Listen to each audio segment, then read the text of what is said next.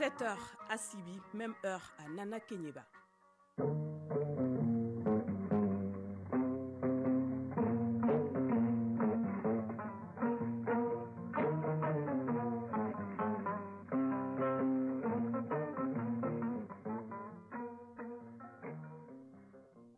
Le journal Fatoumata Kone. Mesdames et messieurs, bonjour. Un seul titre pour cette édition. 8 mars, une journée de reconnaissance de leurs droits. Il s'agit des droits des femmes célébrés à travers le monde.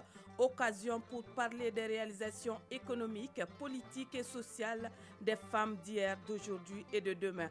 Dans cette édition, nous allons évoquer les aspects qui ont permis la naissance de ce mouvement en faveur de la promotion de la gente féminine. Célébrer le 8 mars rime-t-elle avec le repos absolu ou avec du folklore? On en saura plus avec quelques avis à travers le monde. Et je vous le disais en titre, un seul titre de cette édition. Les femmes seront à l'honneur aujourd'hui, mercredi 8 mars, à la faveur de la célébration de la journée qui leur est dédiée.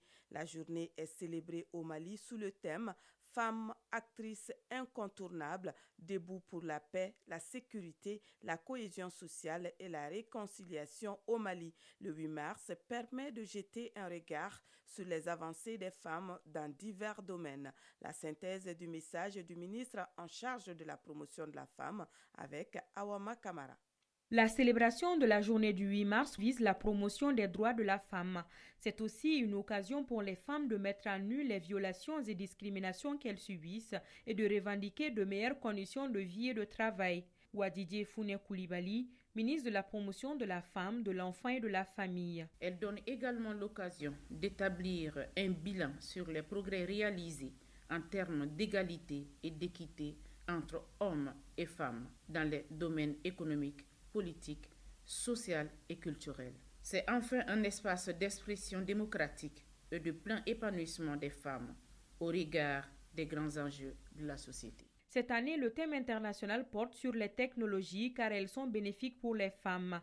Une façon pour les dirigeants de mettre un accent particulier sur la promotion des TIC dans le monde. Au Mali, l'événement est célébré sous le thème « Femmes, actrices incontournables, debout pour la paix, la sécurité, la cohésion sociale et la réconciliation ». Les domaines d'intervention des femmes ont été fortement touchés par la crise. Malgré cela, elles sont restées résilientes et se battent au quotidien au développement des stratégies pour la promotion et la protection de leurs droits, permettant leur participation effective au processus de paix, de la cohésion sociale et de la réconciliation. Et le ministre Wadidje Founé Koulibaly de saluer les autorités de la transition pour la désignation des femmes au comité et sous-comité de suivi de l'accord pour la paix et la réconciliation nationale issu du processus d'Alger.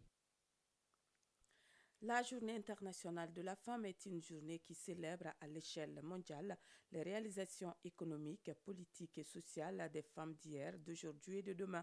Cette journée est marquée par de très nombreux événements et manifestations à travers le monde, organisées par des mouvements, associations pour fêter les victoires et les acquis en matière de droits des femmes, mais aussi pour faire entendre leurs revendications afin d'améliorer la situation des femmes.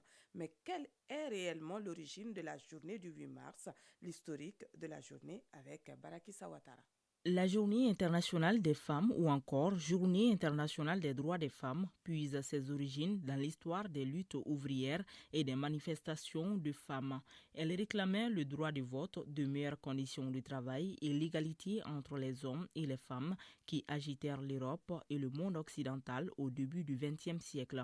La création d'une Journée internationale des femmes est proposée pour la première fois en 1910 lors de la conférence internationale des femmes socialiste par Clara Zetkin et s'inscrit alors dans une perspective révolutionnaire.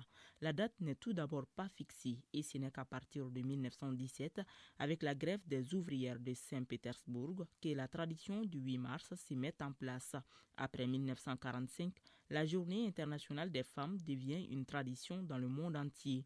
Malgré l'obtention du droit de vote des femmes en 1944, cette journée reste une coutume et ne cesse de se réorienter vers l'obtention d'autres droits. Les mouvements féministes des années 1970 permettront à la Journée internationale des femmes de devenir une véritable coutume dans le monde entier, si bien qu'en 1977, les Nations Unies reconnaîtront officiellement le 8 mars comme la Journée internationale des femmes. Chaque année, le 8 mars est donc une journée consacrée aux femmes dans le monde entier.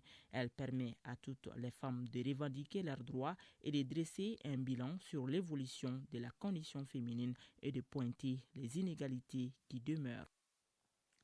8 mars, toujours journée des droits des femmes, est célébrée au Mali depuis 1994. Pourtant, le concept n'est toujours pas compris par beaucoup de femmes. Si certaines estiment que c'est une journée de festivité, d'autres parlent plutôt de renversement de rôle de la femme. Donc, une journée de repos pour les femmes. C'est en tout cas l'avis de quelques citoyennes que nous avons rencontrées. Je sais que le 8 mars est une journée dédiée aux femmes. Ce jour-là, ce sont les hommes qui doivent s'occuper des tâches ménagères.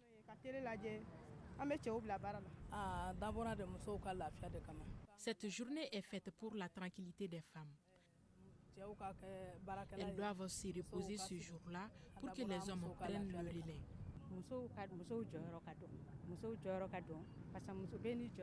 Le 8 mars est célébré afin que les femmes connaissent leur rôle dans la société, surtout dans le foyer. Elles doivent surtout savoir que c'est l'homme le chef de la famille.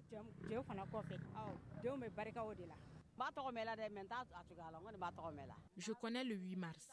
J'ai l'habitude d'acheter les pagnes, mais je ne connais pas le concept.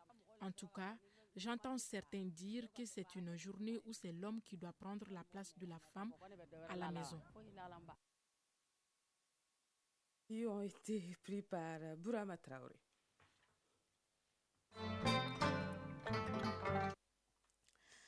Dans le cadre du 8 mars 2023, l'ORTM Koulikoro et son équipe ont rapproché le centre social de Koulikoroba pour montrer le savoir-faire en coupe et couture des femmes et jeunes filles qui ont abandonné les études ou qui ne sont pas allées à l'école. La directrice du centre social, Cheba Adam Jara, est une vieille femme autodidacte malgré tout. Elle arrive à diriger le centre social qui est presque à l'abandon. Notre Nyeleni de la coupe et couture ne bénéficie d'aucun salaire. Elle encadre dans ce centre depuis 1988. Le reportage est signé Atoumata Sari. Madame Jara Cheba Adam Jara a dédié sa vie pour la survie du centre social de Koulikoroba. Elle encadre sans contrepartie des filles et des femmes en coupe et couture pour les rendre autonomes dans la vie. Depuis 46 ans, Cheba Adam Jara avait bénéficié d'une formation dans ce même centre en confection de laine et crochet pour bébés. Cheba Adam Jara, directrice du centre social de Koulikoroba. J'ai pris les relais après l'admission à la retraite de Mme Jara et Sissé en 1988. À l'époque, ce sont les filles issues des familles modestes qui sont reçues au centre. Quand on m'a transféré la gestion du centre, nous étions 46 filles. À cette période, c'est M. Makalou qui était le responsable du service social. On l'appelait les affaires sociales. Le sérieux et la détermination de Cheba Adam Jara lui ont permis en 1988 de devenir elle-même la directrice du même centre social. Le centre social de Koulikoroba vise en particulier la socialisation des jeunes filles issues des familles en situation difficile. Cheba Adam Jara, directrice du centre social de Koulikoroba. Dans ce centre, les pensionnaires sont exempts de la paye. En tant que responsable, je ne suis pas payée également. Donc, je travaille à titre bénévole depuis. J'ai encadré 86 femmes ici. Malgré les difficultés auxquelles le centre social de Koulikoroba est confronté, Cheba Adam Jara a un moral de fer pour faire fonctionner tant bien que mal la structure. Sangare Bamanyare, sortante du centre social de Koulikoroba. J'ai commencé à fréquenter le centre en 2007. Mon mari m'a ouvert un atelier. Nous avons bien appris le métier au centre. Togola Mariam Koulibaly, sortante du centre social de Koulikourouba. J'ai intégré le centre en 2014. Cheba Diarra est une formatrice pédagogue. Actuellement, j'ai mon propre atelier.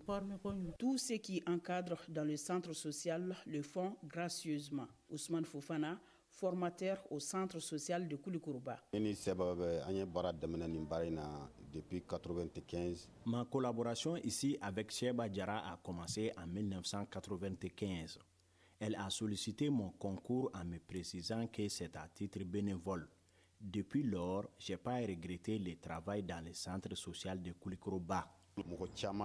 Les apprenantes sont convaincues que la formation leur permettra un jour de s'installer à leur compte. Traoré Sira Keita, apprenante au centre social de Koulikourouba. J'ai beaucoup apprécié notre formatrice qui est une bonne mère. Je demande aux autres femmes d'apprendre des métiers. Cheba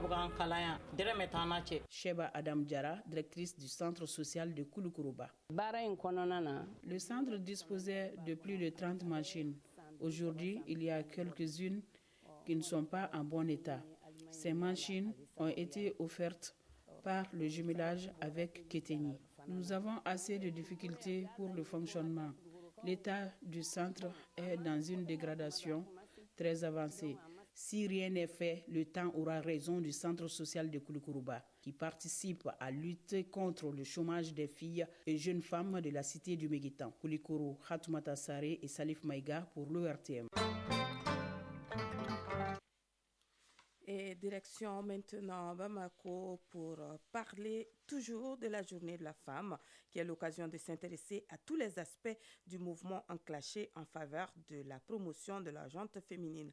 Alors, quelle partition les artistes maliens jouent dans cette lutte? Réponse avec Seydou Fomba. La femme pilier du foyer, la femme sur tous les fronts, à la cuisine, au champ, au marché, la femme facteur d'entente, de paix, la femme élément fédérateur au niveau de la communauté, la femme symbole de beauté. Sous quelle facette la femme n'a-t-elle pas été chantée par les artistes maliens depuis les générations Moranta Fessako jusqu'aux jeunes artistes d'aujourd'hui? Moranta Fessako qui avait conçu une chanson comparable à un petit recueil et dans laquelle elle cite toutes les femmes qui ont eu par le passé à faire preuve de bravoure. Des braves femmes du Mali ou d'ailleurs, elle n'oublie presque personne.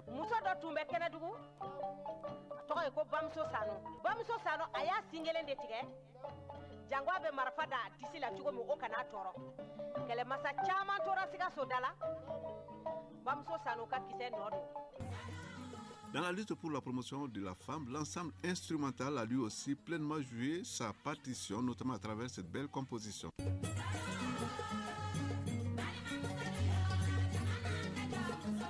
Kandia Kouyaté a elle aussi été sensible à la cause des femmes. La chanson Mossolou, c'est-à-dire les femmes, en est une illustration.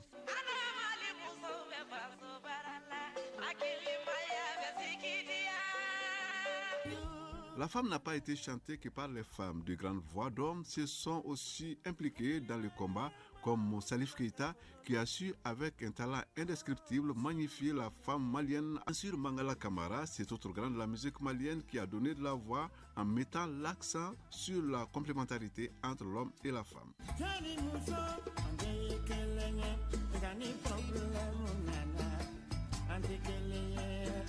L'orchestre de Saucissa de Djamou avec Jean Bita n'était pas resté en marge de la défense de la cause de la femme en signant ce titre mémorable, Penda.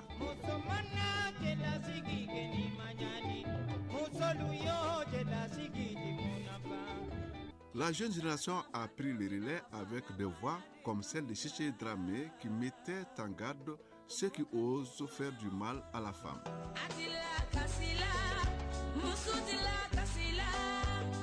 Il y a eu ensuite Nena Souano un peu plus sévère avec les hommes puisqu'elle les met carrément en garde contre tout comportement offensant à l'égard de la femme, mais pas sans humour évidemment, comme quoi les femmes ont vraiment le sens de l'humour.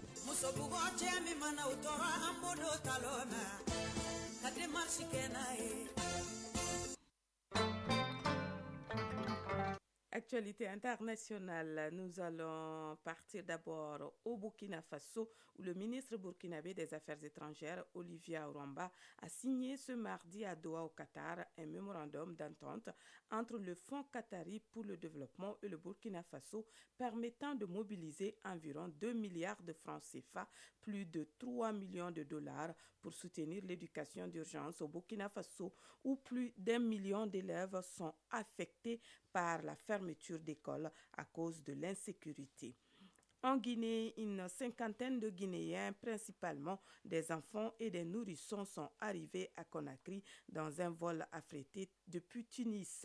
Après les déclarations du président Saïd, plusieurs pays d'Afrique subsaharienne organisent le rapatriement de leurs ressortissants. Et enfin, en RDC, malgré la pression internationale et l'annonce d'un cessez-le-feu prévu mardi entre l'armée et la rébellion du M23, les combats se poursuivent dans l'est de la République démocratique du Congo, selon des sources locales. Après quelques jours de calme relatif, les combats avaient repris lundi sur les fronts nord et sud autour des zones contrôlées par les rebelles dans la province du Nord Kivu, faisant plusieurs morts et blessés civils, selon des sources hospitalières et humanitaires.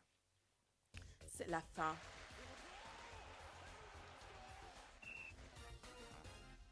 Et oui, vous avez compris, nous ouvrons l'actualité internationale. Plutôt, nous fermons l'actualité internationale et nous ouvrons la page sport avec Arju Matina. Tina, bonjour. Bonjour, Fatoumata Koné. Je t'imaginais dans la cuisine. Bon, la passation du service oblige, donc après le boulot, de 7 heures. Ok.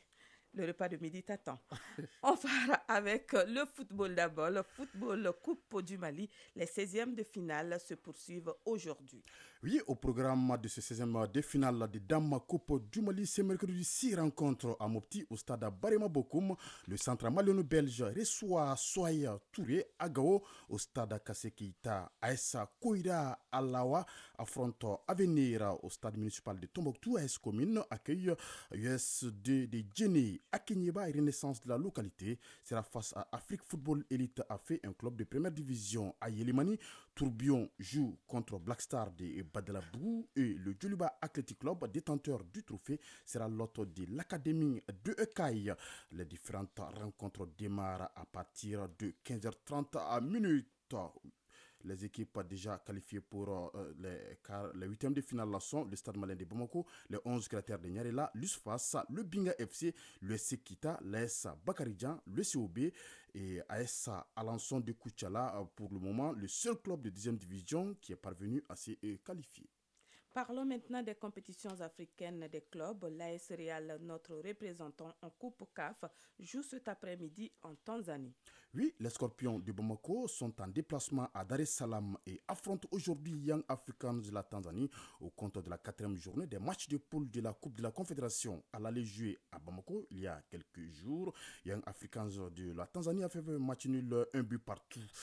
Donc, déplacement difficile pour les Scorpions de Bamako qui sont derniers du groupe D avec 2 points après 3 journées. Le RAL se doit de tout mettre en œuvre pour ne pas perdre cet après-midi afin de préserver toujours ses chances de qualification. Coup d'envoi du match, 16h heure de à Bamako. Auparavant à 13h, l'autre match du groupe D oppose en Tunisie l'US Monastir au tout-puissant Mazembe de la RD Congo. Il y aura également d'autres matchs de groupe ce mercredi. Marimo Galanta d'Afrique du Sud joue contre USM d'Alger. Allah Akdar de Libye sera face à Saint-Lois Popo de la RD Congo. Le club entraîné par l'ex-sélectionneur des Aigles Mohamed Magasuba. Kara de Lomé sera face à Pyramids d'Égypte. River United du Nigeria jouera contre le Daring Club Motema Pembe de la RD Congo.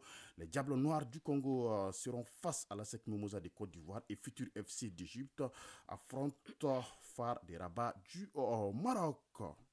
Ardu Matina, toujours sur le continent, la 4e journée des rencontres de poule de la Ligue des Champions a débuté hier et un match était délocalisé à Bamako. Il s'agissait de l'affiche Oria AC du Guinée Raja de Casablanca. Comme il n'y a pas de terrain homologué en Guinée, le Oria AC avait ainsi choisi le Mali pour recevoir le club marocain. La rencontre jouée au stade du 26 mars a été gagnée par le Raja de Casablanca 3-1.